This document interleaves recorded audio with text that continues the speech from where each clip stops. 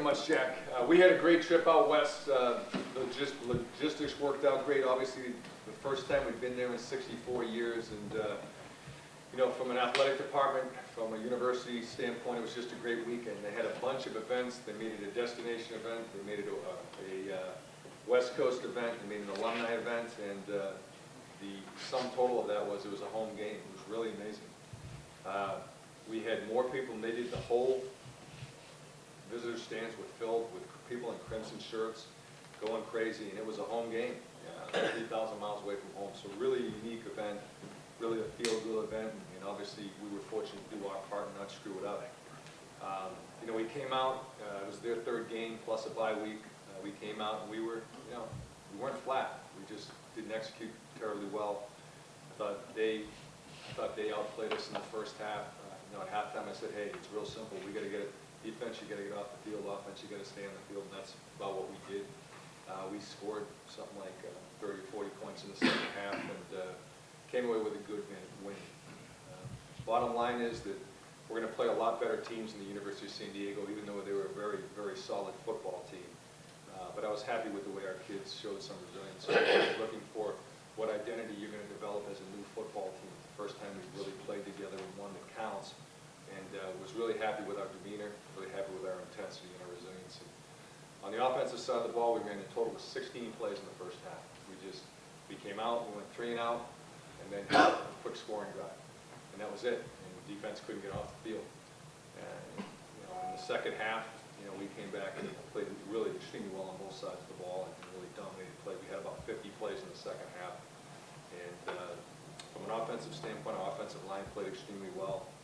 They were really bent on stopping the run and got some really good looks to throw the football. And you know, we talked about coming into a new quarterback situation. You know, we thought we had a tremendous prospect in Connor Hempel, a highly recruited out of high school.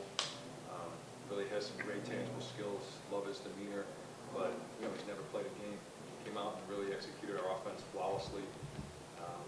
Went 25 for 34 for 345 yards and 4 touchdowns.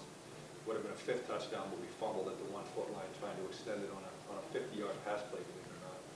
But be that as it may, you know, it just looked very comfortable, very cool, very poised out there, really disciplined, and was tremendous in terms of improvisation, running the football, and keeping the play alive. You know, was sacked 0 times on the day. It just kept coming at us. On the defensive side of the ball, I thought we played a very solid game, especially in the second half. Norman Hayes, the kind of multi-back player, plays safety, plays corner, plays outside linebacker from Tucker, Georgia. Had a tremendous game with 12 tackles and a pick. And Zach Hodges, another Georgia native, had 2 fumble recoveries, 1 for a touchdown and a sack. Obviously, those are 2 guys that we're counting on to be really big-time productive players in our scheme. We were very fortunate this week to have our quarterback to be honored as the Gold Helmet Division I Player of the Week award by the New England Sports Writers and the Gridiron Club of Boston. And Connor feels very badly he's not here. It's real simple. He missed the same class on Thursday and Friday of last week, and off the record, Professor said, in no uncertain terms, you better be there. And so he's where he should be. But he feels bad. He doesn't want anybody to take this the wrong way. He says, don't hold it against me in the future if I have a decent game. But Connor's done a great job. You know, we've been very fortunate that he's had time to develop.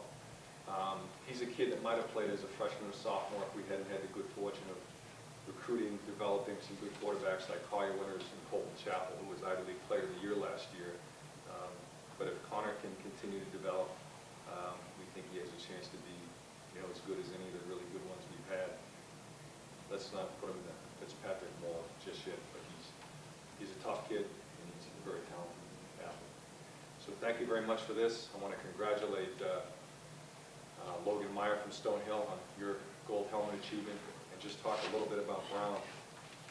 Chris and I were just talking, you know, every year, 2 of the top programs in the Ivy League are playing each other right off the bat. And Brown has been as tough or tougher for us to play over the last 20 years as anybody in our league. They're extremely well coached by Coach Estes and the staff. They've got an assistant coaching staff that's been together for a long time. They're really sound in everything they do, and their kids are physical and relentless. So it's always a very tough game. This year's no different. They come out and put 40-something points on a Georgetown team that beat Davidson 50-0 a week or two before. So we're going to have a very, very challenging game. We're happy that it's on home. We've won 13 in a row at home. It's on national television, and it's a night game. So our kids are excited. Our fans, students, alumni are excited. It should be another barn burner against Brown. Thank you. Just apologizes for not being here. He's back home trying to figure out how to stop Tim's offense. And he's probably going to lock up in a film room somewhere. We had a solid win over Georgetown, obviously, and gave us the opportunity to play a lot of different kids. Last year, we had lots of injuries at the running back position. We were down to 5, 6, 7 on the depth chart. And we're hoping this year's a little different. We do have, the good news for us is that running back John Spooney is back in the football program. He took a year off from football to run track. The track coaches kind of talked him out of it, talked about his potential Olympic career, and he just missed football. And he's won the 100 and 200 meters in the Ivy League the last couple of years, and he's fast. And they call him the fastest man in the Ivy League. And as a sophomore, 2 years ago, he had 156 yards against Cornell. And this week against Georgetown, he ran for 102 yards, rushed for 2 touchdowns, caught a nice screen pass for a 24-yard touchdown, and he just played the first 30 minutes of the game. So it's really good to have John back. There are 4 Mass kids who have really stood out, I think, so far. Quarterback Patrick Donnelly from Longmeadow, he keeps the offense moving. He's a veteran, plays with confidence. He passed for nearly 200 yards, threw for 2 more, and ran for about 30-some-odd yards. So he's solid. Brown's first touchdown of the season was a spectacular 8-yard grab in the back of the end zone. I know Tim's seen it on film by Alex Phelan. And Alex is from Walpole, and while it probably wasn't quite the Hail Mary pass that his dad caught from Doug Flutie, his dad Gerard caught from Doug Flutie 29 years ago, but it really kind of got us going. And Alex is starting for us, and it's really good to see him in the lineup. Michael Ewell's defensive end. He's having a really good year again. He had 3 sacks to open up against Georgetown, and he's one of the top defensive players of the year, as he was last year. And finally, on last week's game, our 4th Mass kid, Alex Jetty. He's a kick returner right now for us, wide receiver, punt returner, and he was named the Ivy League Rookie of the Week. And Alex kind of stepped on the field. He returned 4 punts, 82 yards. The 82 yards is 11th best in the Brown record book, and he's going to be a good one. Obviously he's got speed, and we're looking forward to a pretty good career with Alex here. We're looking forward, of course, to the nationally televised game against Harvard on NBC Sports Network Saturday night. I would think that with the weather forecast, there could be close to 20,000 people under the lights at Harvard Stadium. So we're really looking forward to that. Just as an aside, Coach Paul Gorham, I don't have a lot of news about him, but he's been around the Brown offices the last couple of days. So Paul is, obviously, he's doing better, and it's just good to see him back in a football environment to a certain extent. He's a really good person who's come a long way in the last year or so, and it's very good to have Paul back around football once again. So congratulations to the Gold Helmet Award winners. Best of luck. We had a tough road game last Friday night against Assumption College on the road at their place. It's been a very tight game every year we've played them. We've actually won 7 straight in the series, and I think the average margin of victory is somewhere around 5-6 points a game. Very evenly matched team. It's always a dogfight, and for some reason or another, we tend to make the play at the end of the game that seals the victory for us. Started off very slow as a team coming out of the gates. They got up 14-0 on us, really early in the game. 2 80-yard drives by their offense, and we were behind. As everybody knows on the road, it's definitely not how you want to start off a conference road game. So, defense is able to make a big play and get the ball back to our offense with a short field, and we were able to punch one in to kind of get back in the game. Defensively, we were led by a junior linebacker who's having a great start to the season, number 31, Brian Harrington. He's from Rockland, Mass. He's won a Conference Defensive Player of the Week 2 of the first 3 weeks so far. And he's just a high-effort, high-energy guy, and the other guys are feeding off of him. We're able to create some turnovers, which was the biggest part for us defensively. We gave up half of the total yards that we get for the game in the first quarter. But we were able to get some turnovers. Nate Morris, junior defensive back from Providence, Rhode Island, had an interception. And Tim Bennett, our senior captain from Fillmore, California, had an interception late in the game that set up a potential winning field goal that we actually missed before overtime. Offensively, we really kicked it into gear in the second half. We were able to run the ball consistently throughout the game. Senior running back Jamal Johnson from Brockton, Mass. had his second straight 100-yard rushing game. He's done a tremendous job stepping in. Our senior captain running back is injured out for the season, so Jamal's done a great job stepping in and kind of filling that role for us. One of our wide receivers who's had 2 great games back-to-back, junior Nate Robitaille from Attleboro, Mass. Finished the game with 13 catches for 190 yards and 2 touchdowns. And he's gotten off to a terrific start to his junior season. Really, for us, the story of the game was the play of our quarterback. Logan Meyer, was able to, when we got behind, kind of dug us back into the game. And the best thing for us to see was the energy and the leadership that he displayed down the stretch. Never once did I feel like we were out of the game, because I knew he was going to be able to dig us back into it. He finished the game 27 of 49 for 372 yards, 5 touchdowns passing, and a touchdown rushing. And that's actually back-to-back weeks for him. He's had 5 touchdown passes and a rushing touchdown. So he's off to a terrific start to his senior year. And to me, a lot of that's credit to the hard work that he put into the offseason.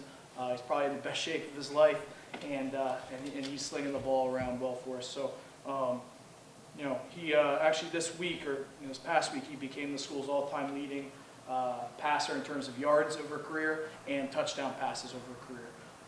So we're extremely excited to see how he finishes out his senior year for us.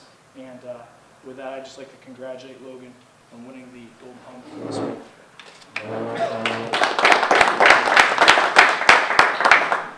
I'd just like to thank the Gridiron Club of Greater Boston and New England Football Writers for presenting the award to me. It really does mean a lot. I really appreciate it. Just going off what Coach Gardner said in the game, it was, came down to the very end. And, I never doubted anyone on our team.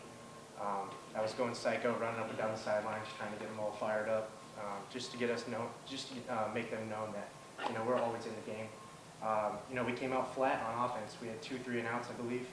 And, we were down 14 going into the half. And, I pulled the team together. I pulled the offense together and told them, we got to execute the game plan. It was the first time I've seen a robber defense since I think I was in high school. I saw one, and that was from the new coach that headed over from Solvay last year. I studied the film. I watched film with Coach Talley, and I felt confident. And I knew that we could come out with a win. Came out, had a great second half. We had a chance to win the game late in the fourth quarter. We had a missed field goal, but we pulled it out in overtime. So I'd like to thank the offensive line, of course, and the boys back at Stonehill. I'd like to thank the coaching staff for getting us mentally and physically prepared for the game. And I'm looking forward to a great game against Bentley Saturday night under the lights. Thank you. You mentioned, obviously, we were able to pull out a victory in overtime. This weekend, another big game for us, home game Saturday night against Bentley. Always a good game, a very tough matchup. They've had our number the last couple of years. They're a very well-coached football team. And we know we can't start the game the way we started last week. Every game gets harder and harder for us, and we know we need to elevate our level of play. They've got a great senior quarterback who played really well last year. He's playing well again this year. Very smart kid. They have some a lot of talent at the skill position, and their defense is always tough. I mean, that's kind of their staple. So, we know that we have to start out of the gates a lot better this week, and it's going to be a tough game. So, I'm excited to be a part of it, and hopefully the fans get their money's worth Saturday night. Logan, congratulations, and a couple things. I'm scratching Robert defense off our game plan, and I've watched enough film on you that you should get an Oscar in addition to that. You're a tremendous player for Stonehill, and I just want to congratulate you on a well-deserved reward. First, we did take on Long Island University. I call them CW Post. I can't change my habits, I guess, but we welcomed them back to the league after 5 years in the PSAC. I was telling Coach Kelly, they got off the bus, and I was like, holy Christ, I mean, these guys are big, tough, physical, and a very talented football team. We had our hands full the first half. It was a defensive struggle, a little bit back and forth, and it was a few mistakes on both sides of the ball that hurt both sides. And we went into the half with a 4-point lead, but not a lot of confidence. We knew we had to come out in the second half and really get physical with these people. I thought we did that, but actually what really happened was Danny Guadagnoli, our quarterback, took over the game in the fourth quarter. We were trailing. He threw 3 touchdown passes in the final quarter, 65 yards, 35 yards, and 24 yards. The kid was 9 for 10, I think, in the last, 15, 16 minutes of the game. Just unbelievable performance by our quarterback. But the people who caught the ball also had to step up to the plate. Jeff Hill from Mansfield had 2 touchdown catches. That's after we had a little discussion with him at halftime about the need for our better players to play better, and he responded. Chris Walsh from Attleboro, high school teammate of Robitaille, he had a 65-yard touchdown reception that really broke the back, I think, of CW Post. So it was a great team effort, especially in the fourth quarter. It's just good comeback win. It kind of shows the character of the football team, and I thought we responded when we had to respond. They got on the bus, and we started putting in the Stonehill film. I've been playing in Stonehill, coaching against Stonehill for 28 years now, and it is always a hell of a game. I think that if there's a rivalry, that's probably one of the rivalries, a long enduring rivalry in the Northeast 10 is with Stonehill. They have obviously a very talented quarterback. They have a good offense. It's funny to hear names when you come to these luncheons of kids that we all recruit, and there's a lot of players on Stonehill that we tried to get to Bentley. They're going to Stonehill, so we're going to maybe ratchet up a little bit and see if we can't have a good showing against those young men. And I'd also like to say that Stonehill, they're onto something with these Saturday night games. They get great crowds, terrific crowds. It's a wonderful atmosphere to play at, and I'm really looking forward to once again going to Easton, see what we can do against you guys. So, thank you. It was our homecoming. We had an early homecoming this year, and as I said last week, we've moved our home base over to Bowditch Field in Framingham, and it's a great setting for Division III, and it was a full house. So we probably had 3,000 people there at the game. So it was an exciting game in that it was our inaugural kickoff for the new conference, the Mascot Conference, and we didn't disappoint for the first quarter. We went up, in the first half we were up 35-6, but, and there's always a but in my life, we had 8 penalties, and they weren't good penalties. The defense didn't play real well, and I think on one of Fitchburg's drives, 45 yards of penalties on us. And so I had a lot of company on the sideline with me. Some pretty good players, so that was kind of interesting. And it didn't get any better. We struggled in the second half. We threw 2 picks. We had a fumble, so we didn't play exceptionally well. And at halftime, you would have thought we were down 35-6, but we prevailed, and we're going to get some things. Hopefully, we're going to get some things straightened out. One of our tailback, Malik Van Alstyne, he's within 6 yards of 5,000 yards for his career. Our quarterback threw 4 touchdown passes. He's thrown 10 on the season. So there are some bright spots, and we're throwing the ball a lot better than we did last year, and we're not just relying on our run game. So we're kind of balancing things out. So that's the good news. The thing that we have to improve on is we got to be more consistent. And we've kind of lost that I call the edge a little bit, you know, especially on the defensive side. And we're going down to WestCon, you know, going on the road again, third time in 4 weeks we'll be on the road. And we're the third opening game for somebody, home opener for somebody is WestCon. And WestCon's new to our conference. They came from the NJAC, and they certainly are an NJAC team. They're big, they're strong, they're athletic. They have 2 backs down there that are as good as anybody I've seen in my last 7 years, you know, with Framingham State.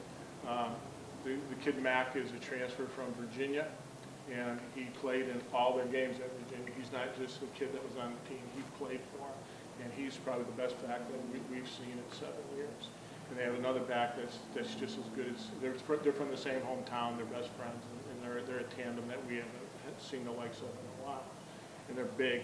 Defensively, they are athletic, and we're going to have our hands full.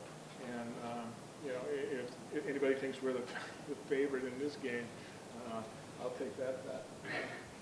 But the last time that I personally coached against Western Connecticut, Coach Pasqualoni was the head coach, and the head coach at UConn now, and Coach Adazio was one of his assistant head coach at BC. What am I doing wrong there?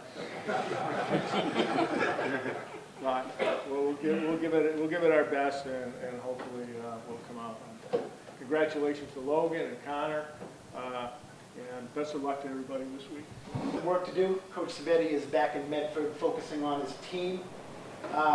Off the record, I mean, it's tough coming here week after week and talking when you're losing. So I think he's been a good soldier, and I think he deserves the reprieve.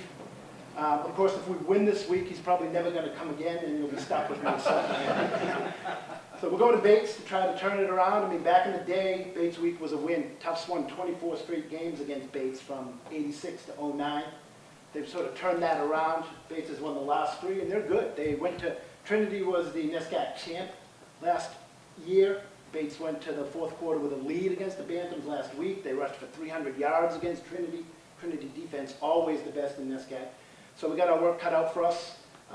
Tufts actually ran the ball well at Wesleyan. Chance Brady, a freshman from Haverhill, had 78 yards on 7 carries. That's an 11.1 yards per carry average. So looking to turn it around, we'll see what happens. If Coach Ewell was here, we all know that one of Coach Ewell's favorite words is juju. My favorite words this week are statistical anomaly, and here's why.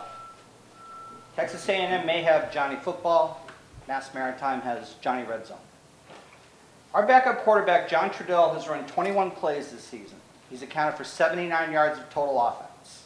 He has 5 touchdowns. He's averaging 1.5 points per play. And just for kicks, he leads the country in Division III in net punting with 3 punts, averaging 46 yards. His passing efficiency rating is 190. Combined, our team passing efficiency rating is about 174, and we're completing 70% of our passes. When you say that you held Maine Maritime to 364 rushing yards, it's a pretty good day because they are averaging 575 coming in. And Coach Murphy, this is not Mike DeLong's Maine Maritime team. They threw 2 touchdown passes. I don't think Maine has thrown 2 passes against us in the last 10 years, but they threw 2 touchdown passes on Saturday. But for us, we scored first 6 of the first 7 times we had the ball in a 52-18 victory in our 3rd straight Admirals Cup and our second 2-0 start in 3 years. In addition to Johnny Trudell, Mike Stanton was 22 of 28 for 357. He's now over 5,500 career yards. As I said before, he's completing 70% of his passes so far. Stephen Gustafson, who's in Plymouth South, our running back, had 201 yards and 20 carries. He averaged 10 yards a carry, had 47-yard bursts on his first run. Our school record for total offense lasted exactly 3 games. It's now new at 752 after Saturday. The old record was 724 against Westfield last October. The 2 teams combined for 181 plays. We ran 93. There were over 1,200 yards of total offense. So if you like offense, Castine was the place to be last week. Defensively, we were led by one of our senior co-captains, Sheldon Roper, at 6 tackles and interception. Matt King, who's a sophomore linebacker from Situate High School, was our leading tackler with 12. And one of our sophomore wideouts, Kevin Healy, who's from Palmetto, Florida, caught his first 2 career touchdown passes. So it was a good day. It was a good trip. Always good to get trophy game wins, and we have 2 so far. But now the fun of the MASCAC starts, and that starts Saturday at Worcester State. Coach Cullen and the Lancers coming off a tough loss to Bridgewater, probably a game that was closer than the final score indicated. Bridgewater pulled away in the second half. We had won 3 straight in the series until last year. They had held on to beat us 28-20 out at Worcester. Kevin Bumpus, who was here the first week, is their starting quarterback. He was the gold helmet winner 3 weeks ago. We expect him to be back. They have a great receiver in A.J. Sarah and one of the top defensive players in our league in Brian Narcissi. So we're going to have our hands full. But we're excited about a 2-0 start. We're excited about our first conference game on Saturday. Congratulations to Connor. Congratulations to Logan. My wife is a Stonehill graduate. I worked there for 9 years. I love you, Coach Foreman. So go Hill. Congratulations. Good luck to everybody.